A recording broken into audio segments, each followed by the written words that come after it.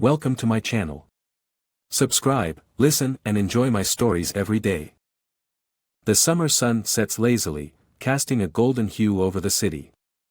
I stare out of the window, lost in thought, the events of the past few months replaying in my mind like a cruel movie. My hands grip the edges of the mahogany desk in my office, knuckles white with tension. The silence is broken by the ringing of my phone, snapping me back to the present. It's my father. "David," he begins, his voice frail and shaky, "we need to talk. Can you come over?" I nod even though he can't see me. "Sure, Dad. I'll be there in 20 minutes. The drive to my father's house feels like an eternity. Memories flood my mind, the day I married Sarah, the promises we made, and the life we built together. I pull into the driveway, the sight of my father's once imposing house now tainted by betrayal. He opens the door before I can knock, his face a map of regret and pain. "Come in," he says, stepping aside. We sit in the living room, the air thick with unspoken words. Finally, I break the silence. "What's going on, Dad?" He looks at me, eyes brimming with tears. "She's gone, David. Sarah's gone." A part of me feels a twisted sense of relief, but I push it aside. "What do you mean, gone?" "She left," he says, his voice cracking. "Took all the money, the important documents, everything. She's vanished." I feel a cold wave of anger wash over me. "How could you let this happen?" "I didn't know," he whispers, his head in his hands. "I thought she loved me." I stand up, pacing the room. "She never loved either of us. She was using us. All she wanted was the money." My father looks up, guilt etched into his features. "I realize that now. I'm so sorry, David. I didn't see it." I stop pacing and look at him, a mix of anger and pity in my eyes. "We need to find her. We need to stop her." He nods, determination replacing the despair. "What do we do?" I pull out my phone and dial a number I never thought I'd use. "I have a private investigator. We'll start there." The next few days are a blur of meetings and phone calls. John, the PI, is a tall, grizzled man with a knack for finding people who don't want to be found. He lays out a map of potential locations where Sarah might have fled. "We'll start with these," he says, pointing to a few spots in Europe. "She's smart, but everyone leaves a trail." My father sits beside me, his face a mask of resolve. "We'll get her," he says quietly. "We have to." As the investigation progresses, details of Sarah's betrayal come to light. She had been planning this for years, moving pieces on a chessboard only she could see. She had multiple identities, offshore accounts, and connections in places I didn't even know existed. One evening, as I'm poring over documents, my phone buzzes. It's John. "I found something," he says, his voice urgent. "Meet me at the office." I arrive to find him with a grim look on his face. "She's in Zurich," he says.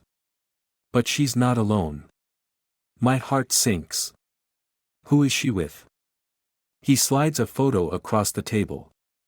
It's Sarah, smiling, her arm around a man I've never seen before. His name is Victor. Known con artist. She's moved on to her next target. I stare at the photo, anger boiling within me. "We need to move fast." John nods. "I've already booked flights. We leave tonight." Zurich is a cold, efficient city, a stark contrast to the chaos of my life. We set up in a small hotel, the kind that doesn't ask questions. John briefs us on the plan: surveillance first, then confrontation. For days, we follow Sarah and Victor, gathering evidence. My father watches from a distance, a mixture of anger and heartbreak in his eyes. "I can't believe I fell for her lies," he mutters. "We both did," I say, placing a hand on his shoulder. "But we'll make this right." The night we confront her, it rains heavily, as if the city itself senses the storm brewing. We wait in a cafe across from her apartment, nerves frayed. John signals us, and we move. We burst into the apartment, catching Sarah and Victor off guard. She looks at me, eyes wide with shock. "David? What are you doing here?" "Taking back what's mine," I say coldly. "And making sure you can't hurt anyone else." The confrontation is intense, filled with shouting and accusations. Victor tries to play tough, but John quickly subdues him. Sarah pleads, but I don't listen. This is the end of the line for her. As the authorities arrive, I feel a strange sense of closure. My father and I stand together, united in our pain and determination. Sarah is led away, her reign of deception finally over. We return home, battered but not broken. The journey ahead is long, but for the first time in months, I feel hope. The storm has passed, and the path to healing begins. As I sit in my father's living room, the weight of the past lifting, I know one thing for certain: we will never see Sarah again. And that's the way it should be. The plane touches down at JFK Airport, and the familiar chaos of New York City greets us. My father, Richard, and I have barely set foot back on American soil when my phone buzzes.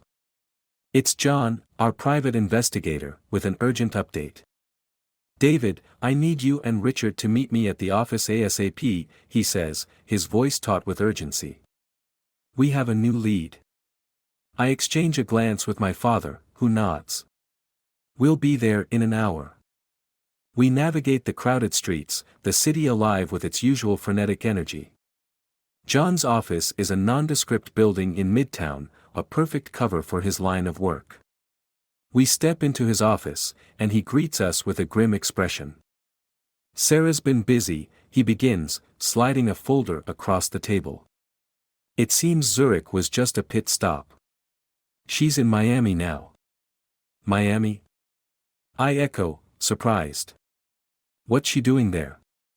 John opens the folder, revealing photos and documents. "She's linked up with a man named Carlos Ruiz. He's a known smuggler and has ties to several criminal organizations. She's playing a dangerous game." Richard slams his fist on the table, his frustration boiling over.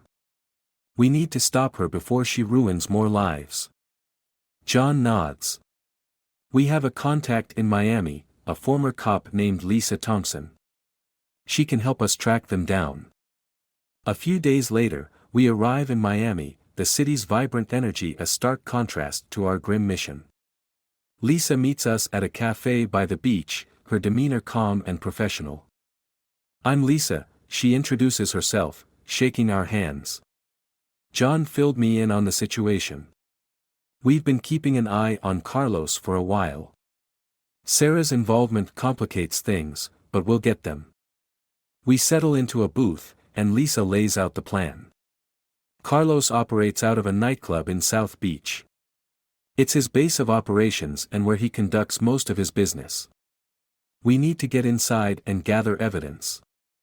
Richard leans forward, his eyes hard. "How do we do that?" Lisa smiles. "Leave that to me. I have a few connections. Tonight, we'll blend in as patrons and see what we can find."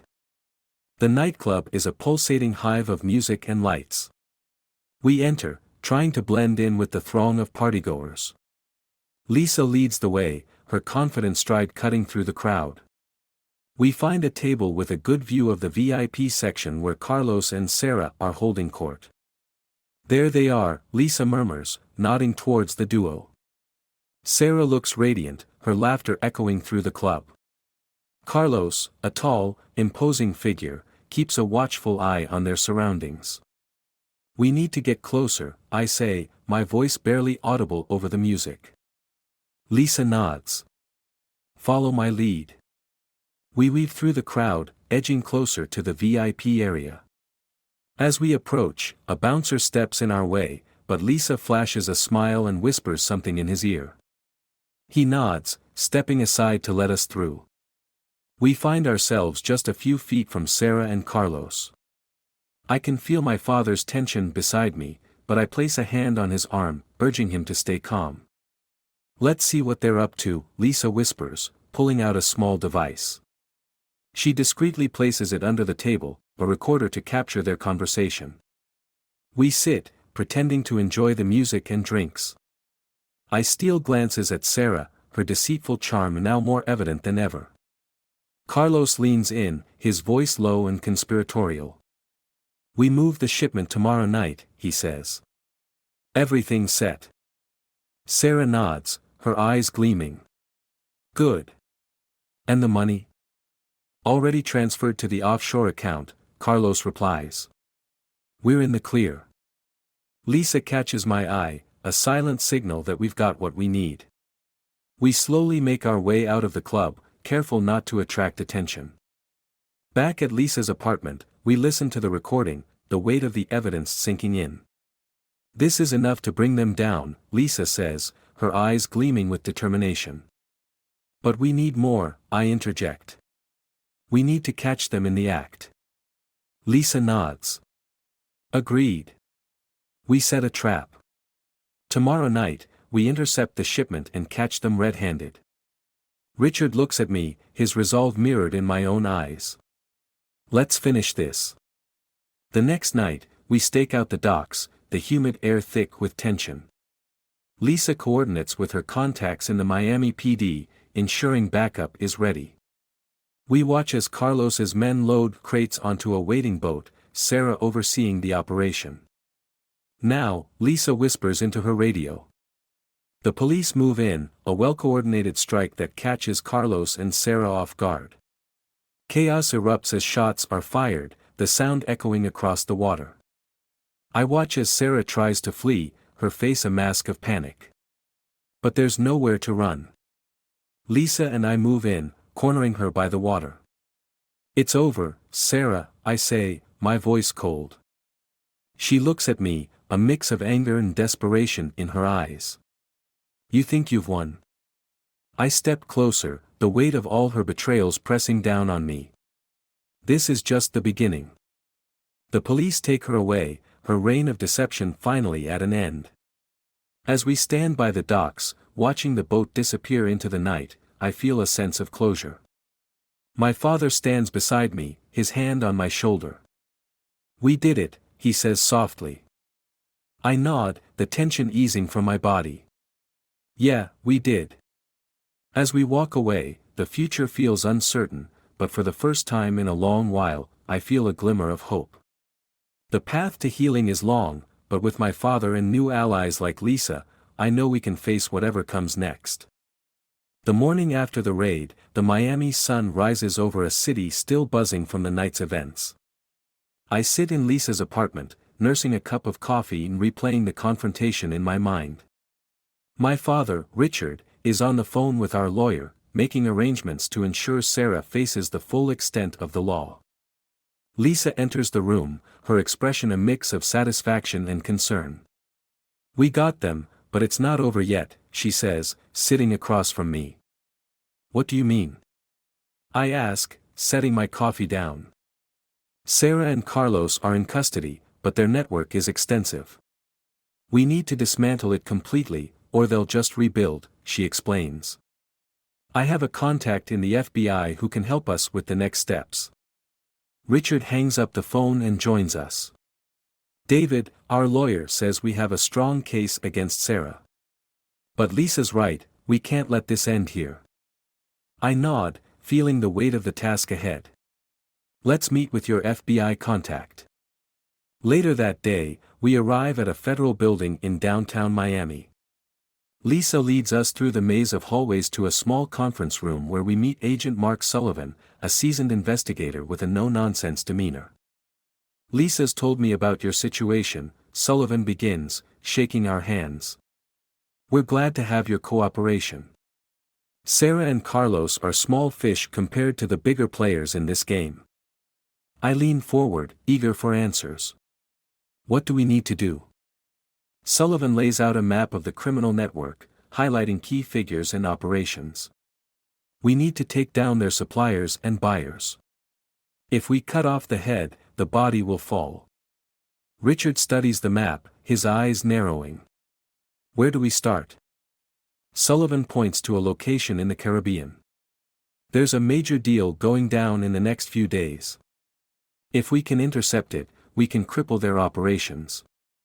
The following night, we board a private jet to a small island in the Caribbean, our mission clear but fraught with danger. The plan is simple: infiltrate the deal, gather evidence, and bring down the key players. Lisa, Sullivan, my father, and I are a small but determined team. As we approach the island, the tension in the cabin is palpable. Sullivan briefs us one last time. We need to be in and out quickly. No unnecessary risks. We land on a secluded airstrip and make our way to a safe house where we prepare for the operation. Lisa checks our equipment while Sullivan goes over the plan with local authorities who will assist in the raid. Everyone knows their role. Sullivan asks, looking at each of us. We nod, the gravity of the situation sinking in. This is our chance to end this nightmare once and for all. The night is moonless, the perfect cover for our approach. We move through the jungle, our path illuminated only by the faint glow of our flashlights. The rendezvous point is a dilapidated warehouse by the water, its decrepit exterior hiding the illicit activities within. Sullivan signals for us to stop as we reach the edge of the clearing. This is it, he whispers. Stay sharp. We split into two teams, with Lisa and Sullivan taking the front entrance while Richard and I flank the side. The tension is almost unbearable as we wait for the signal. Suddenly, gunfire erupts from the front. Go, go, go. Sullivan's voice crackles through the earpiece. Richard and I burst through the side door, weapons drawn. The scene inside is chaotic, with dealers and buyers scrambling for cover. I spot Sarah's familiar figure, her face twisted in panic. There she is. I shout, pointing her out to Richard. We push forward, dodging bullets and shouting commands. Lisa and Sullivan are already inside, taking down suspects with precision. Sarah makes a break for the back exit, and I take off after her, my heart pounding. Stop, Sarah. I yell, but she doesn't listen. She bolts through the door and into the night, her silhouette barely visible against the dark water. I chase her down a narrow dock, the sound of waves crashing against the shore in my ears. David, don't, she screams, glancing back in fear. You're not getting away this time, I shout back, closing the distance between us. She reaches the end of the dock and turns to face me, her eyes wide with desperation. Please, David, you don't understand. I understand perfectly, I say, my voice cold and steady. This ends now. Before she can respond, Lisa tackles her from the side, bringing her down hard. Sarah struggles, but it's futile. Lisa cuffs her and pulls her to her feet. It's over, Sarah, Lisa says, her tone final. We lead her back to the warehouse, where the remaining suspects are being rounded up by the local authorities. Sullivan approaches, his expression one of relief mixed with triumph. Good work, everyone, he says. This is a major victory. Back at the safe house, the adrenaline begins to wear off, replaced by exhaustion. Richard sits beside me, a weary but relieved smile on his face. We did it, son. I nod, feeling the weight of the past few months lift slightly. Yeah, we did. Lisa and Sullivan join us, their expressions serious but satisfied. This is a big win, but there's still work to be done, Sullivan says. We need to make sure these arrests lead to convictions. We're in this until the end, I say, determination in my voice. Whatever it takes. The next few days are a whirlwind of debriefings and legal proceedings. Sarah and the other suspects are transported back to the United States to face charges. The evidence we've gathered is overwhelming, and the case against them is strong. As we prepare to leave the island, I take a moment to reflect on everything that's happened. The betrayal, the pursuit, the ultimate takedown. It's been a long and painful journey, but it's also been a journey of healing and redemption. Richard stands beside me, looking out at the ocean. What now? He asks quietly. Now we move forward, I say, a sense of peace finally settling over me. Together. We board the plane, ready to return home and start the next chapter of our lives. The fight is far from over, but for the first time, I feel like we have a chance to reclaim our lives and build something new. As the plane takes off, I look out the window at the fading island below. The storm has passed, and the path ahead is clear. With my father, Lisa, and Sullivan by my side, I know we can face whatever comes next. The journey has been long and arduous, but it has also shown me the strength of family, the power of justice, and the importance of never giving up. And as we soar into the sky, I know that whatever the future holds, we are ready to face it together. The weeks following the raid in the Caribbean are filled with a mix of relief and tension. Sarah and the other suspects are behind bars, and the network they were part of is slowly being dismantled. My father, Richard, and I return to New York, trying to piece together the remnants of our lives. Lisa remains in Miami, working with the FBI to ensure the evidence we gathered leads to solid convictions. Agent Sullivan visits us periodically, keeping us updated on the progress of the case. It's during one of these visits that the first hint of a new complication emerges. David, Richard, Sullivan begins, his tone cautious, there's something you need to see. He slides a dossier across the table. It's filled with documents and photos, most of which look familiar. But one set of photos catches my eye. They're surveillance images from the warehouse raid, showing Sarah in conversation with a man I don't recognize. Who's this? I ask, pointing to the man in the photos. Sullivan hesitates. His name is Ethan Ward. He's been on our radar for a while, suspected of running a high-level con operation. We've reason to believe Sarah was working with him before she met Carlos. I feel a chill run down my spine. So Sarah was playing both sides? Sullivan nods. It appears so. And there's more. We intercepted a message from Ethan to Sarah, sent just before the raid. It suggests they were planning something big. My father leans forward, his expression grim. What were they planning? Sullivan sighs. We don't know yet, but we need to find Ethan and get some answers. The hunt for Ethan Ward takes us across the country, from the bustling streets of Los Angeles to the quiet suburbs of Washington, D.C. Every lead brings us closer, but the closer we get, the more elusive he becomes. The tension between my father and me begins to grow, the strain of the chase taking its toll. One evening, as we sit in yet another hotel room, Richard turns to me, his eyes filled with a mix of anger and frustration. David, we need to talk. I nod, sensing the weight of his words. What is it, Dad? He takes a deep breath. I've been thinking about everything that's happened, and I can't shake the feeling that there's more to this than we know. Sarah, Ethan, the whole operation, it feels like we're missing something. I frown, trying to piece together the fragments of information we've gathered. What do you mean? Think about it, he continues. Sarah was with us for years, building our trust, playing the long game. And then she suddenly moves on to Carlos and Ethan. It doesn't add up. I feel a knot form in my stomach.